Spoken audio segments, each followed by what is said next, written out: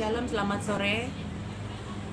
Kembali lagi bersama saya, Francisca Gundramahusse, sebagai seorang aktivis hak asasi manusia, sebagai seorang perempuan yang juga mengikuti segala tindakan aktivitas yang terjadi terkait kematian Brigadir Joshua Huta Barat.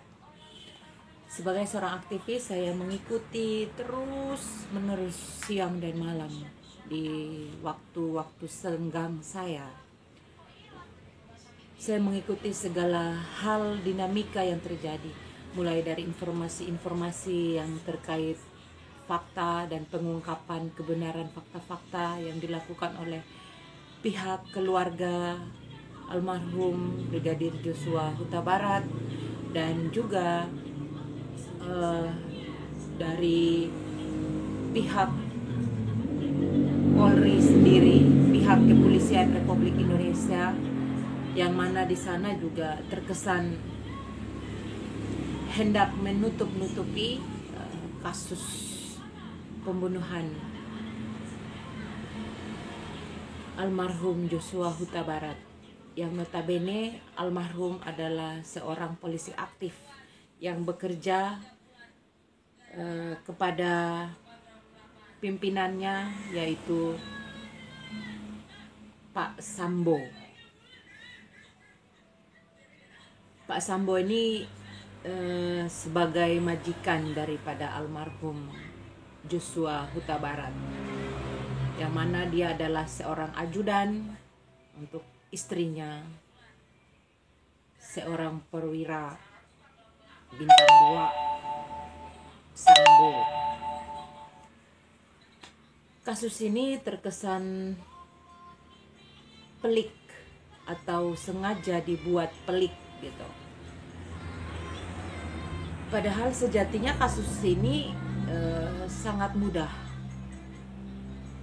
Saya belajar kembali kepada pengalaman pengungkapan beberapa kasus-kasus yang saya coba dampingi di daerah wilayah saya, yaitu di Provinsi Papua, dan saat ini saya berada di wilayah Provinsi Persiapan, yaitu di Provinsi Papua Selatan, di Kabupaten Merauke, yang mana menjadi pusat ibu kota dari 3 kabupaten yang lain, yakni Bovendigul, Mapi, dan Asmat.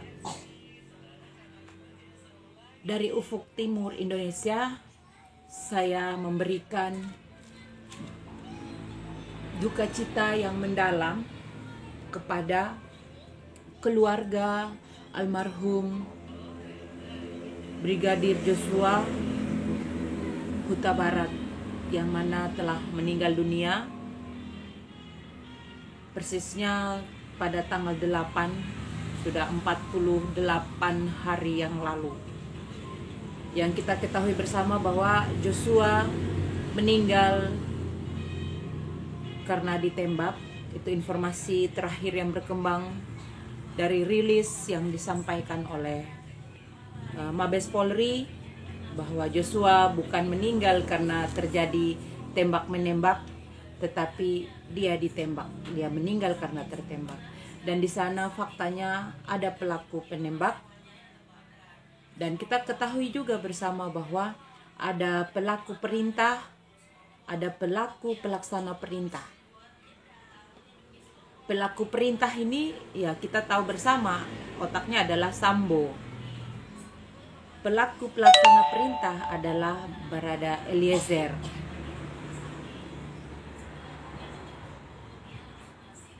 Kasus ini sebenarnya tidak rumit.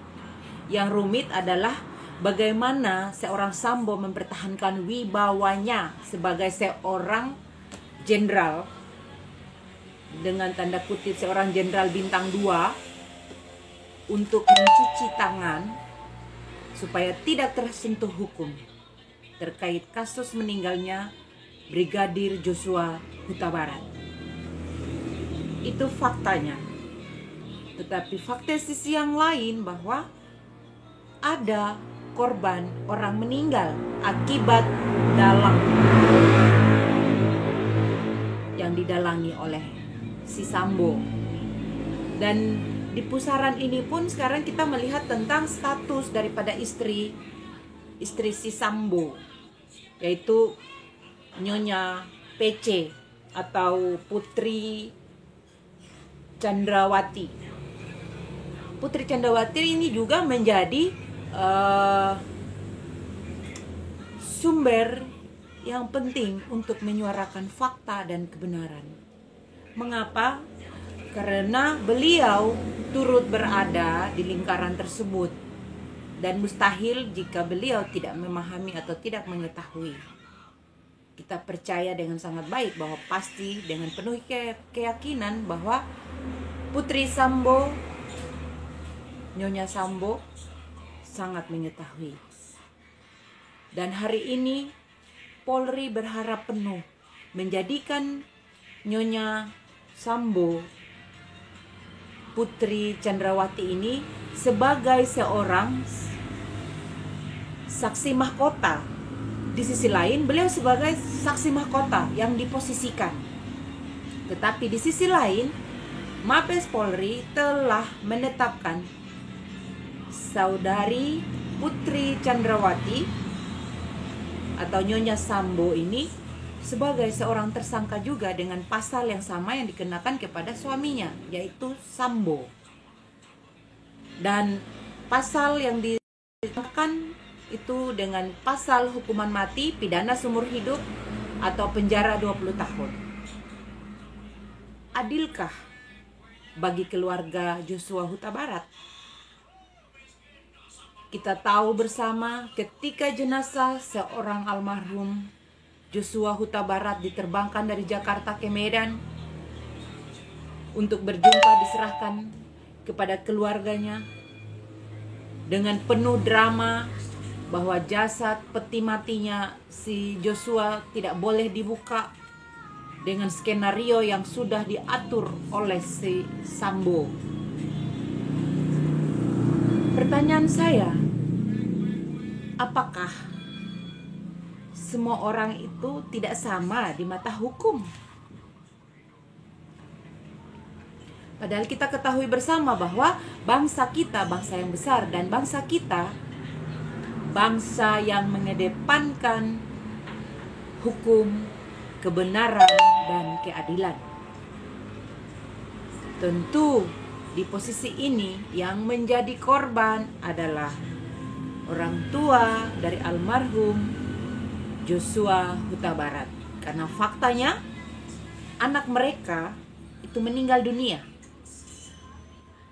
Dan alasan anak mereka meninggal dunia, yakni almarhum Joshua Huta Barat, beliau meninggal karena tertembak atau ditembak. Bukan tertembak tetapi ditembak. Tertembak, ditembak, dan saling menembak.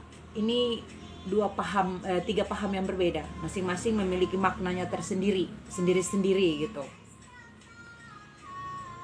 Yang sangat saya sayangkan, selama 48 hari bahkan hampir 50 hari, Nyonya Sambo atau Putri Chandrawati ini masih bungkam, lalu memberikan segudang drama dengan terganggunya psikis, terganggunya psikologis, dan menjadikan publik ini semakin geram dengan caranya beliau gitu. Di sisi lain, saya sebagai seorang perempuan, sebagai seorang aktivis perempuan, saya pun memberikan iba atau simpati.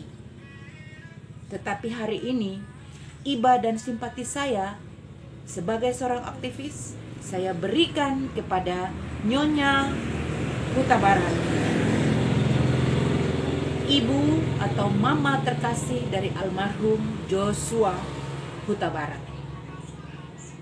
Saya tidak memberikan apresiasi kepada si Nyonya Sambo, karena di sini sebagai seorang perempuan, sebagai seorang ibu, dia telah mempertontonkan segudang sandiwara untuk memuluskan, membantu, melindungi suaminya untuk terhindar dari jeratan hukum. Tetapi faktanya Tuhan berkehendak lain. Suaminya dikenakan pasal berlapis dan terancam hukuman mati. Di sisi lain, hari ini Nyonya Sambo pun telah menjadi tersangka. Tetapi yang menjadi persoalan hari ini, banyak instansi menyuguhkan hal-hal yang semakin membuat masyarakat menjadi sedikit geram. Kasarnya begini, akankah secara terus-menerus hukum itu akan terus tajam ke bawah, lalu dia tumpul ke atas? Ini pena. Hukum tajam ke bawah, tumpul ke atas. Akankah terus-menerus seperti ini? Lalu yang berikut, kredibilitas Polri dipertaruhkan. Apakah institusi Polri hanya karena seorang Sambo harus meluluh lantahkan kredibilitas Polri? Tentu tidak. Dan kami sebagai masyarakat sangat mencintai Polri, karena Polri sebagai garda terdepan untuk melindungi seluruh lapisan masyarakat sipil tentunya. Dan kami sangat mencintai institusi Polri. Tetapi oknum-oknum sebagai bagian dari Polri harus dibersihkan. Ini contoh presidensial yang sangat buruk yang dipertontonkan, apalagi dilakukan oleh seorang jenderal.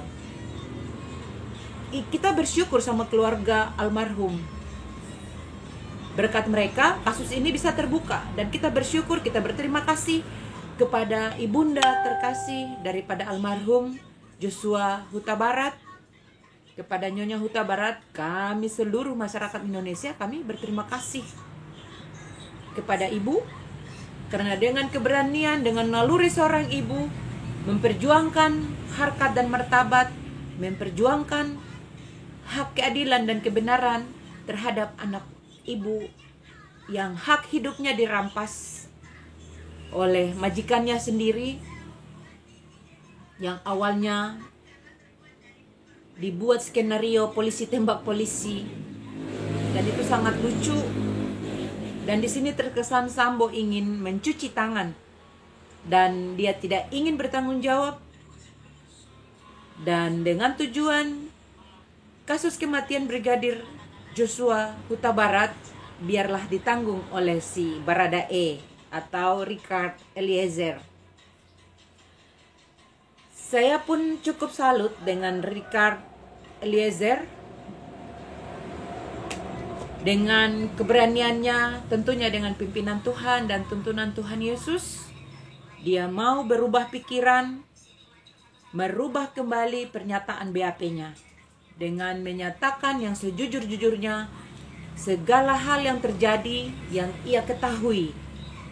Dan ketika dengan kesaksiannya Barada E mengatakan bahwa tidak ada terjadi pelecehan seksual terhadap Nyonya Sambo. Tidak ada pelecehan seksual terhadap Nyonya Sambo, yakni Putri Chandrawati. Yang berikut, pernyataan Baradae atau Richard Eliezer bahwa tidak ada tembak-menembak, yang ada almarhum Joshua Huta Barat ditembak berdasarkan perintah dari si Sambo. Betapa sangat tragis kehidupan dari almarhum Joshua Huta Barat dan juga dari seorang Richard Eliezer atau Baradae. Baradae juga bisa kita jadikan sebagai korban karena dia hanya melaksanakan perintah. Dia menembak almarhum Joshua berdasarkan perintah yang diperintahkan oleh atasannya, yakni Jenderal Si Bintang 2 Sambo, yang saat ini telah mencoreng citra dan nama baik institusi Kepolisian Republik Indonesia. Untuk itu, kepada Bapak Kapolri, dari Ufuk Timur Indonesia, kami mohon untuk menolak seluruh permintaan yang dilakukan oleh Saudara Sambo kepada institusi negara Republik Indonesia, yakni Polri. Bapak sebagai seorang Kapolri, kami mohon untuk menolak dan tidak mengabulkan segala tindakan permohonan yang hendak dimohonkan oleh si Sambo, baik kepada institusi polisi dan juga kepada negara. Hak dan kewajiban harus balance.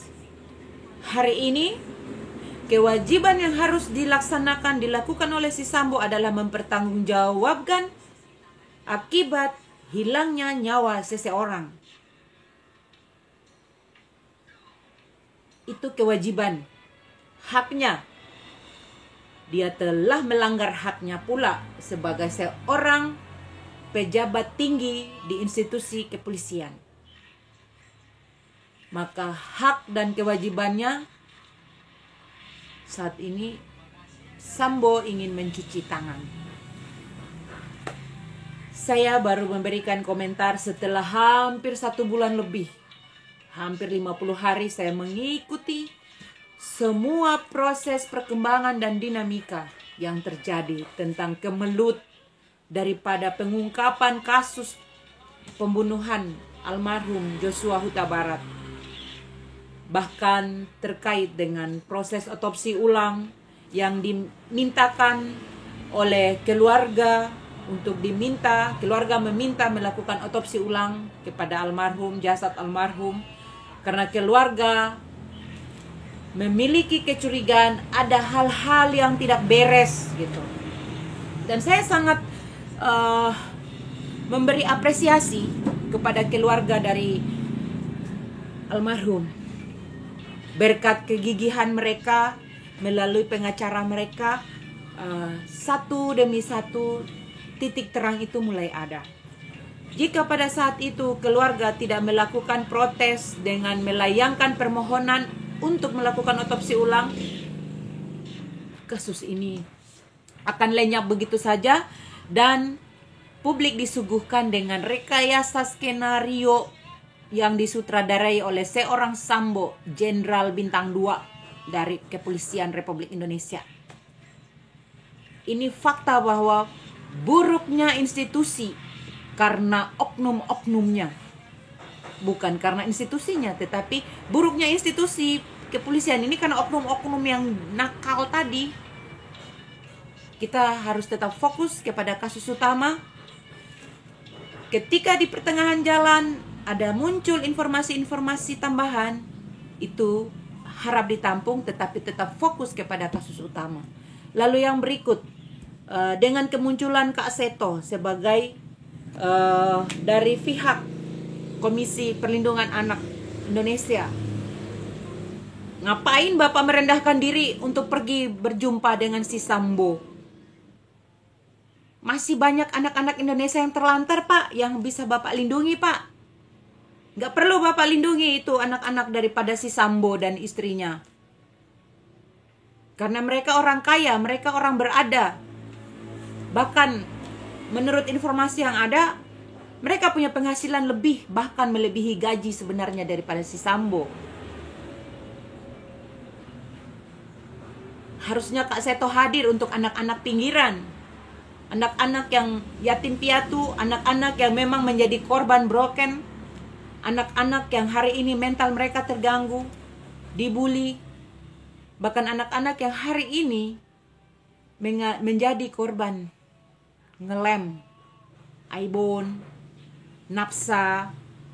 Anak-anak ini yang perlu Kak Seto lindungi dari bulian dan mencarikan solusi untuk melindungi hak-hak mereka. Bukan anak orang kaya yang Kak Seto lindungi. Berarti di sini ada tebang pilih dong Bang Seto sebagai ketua KPAI. Saya protes dong. Dari Ufuk Timur Indonesia, saya Francisca Mahuze, saya protes Bang.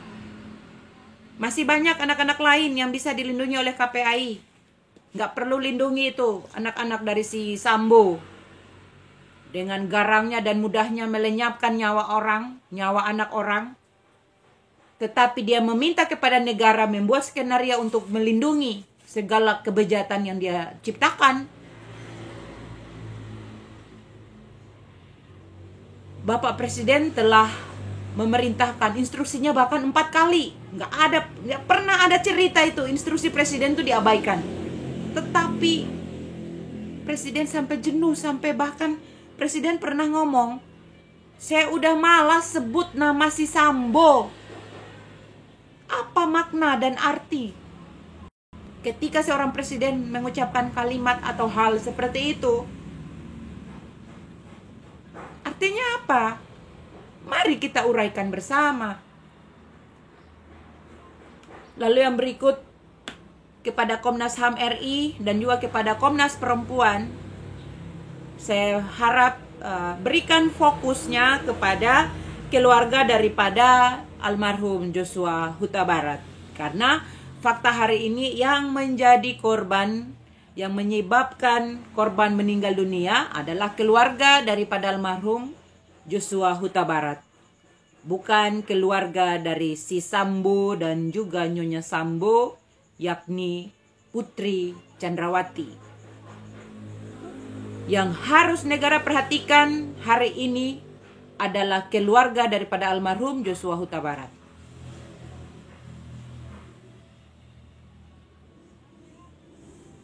Terima kasih. Saya Francisca Gondrong Mahuze dari Ufuk Timur Indonesia, Merauke, Papua Selatan. Untuk Indonesiaku.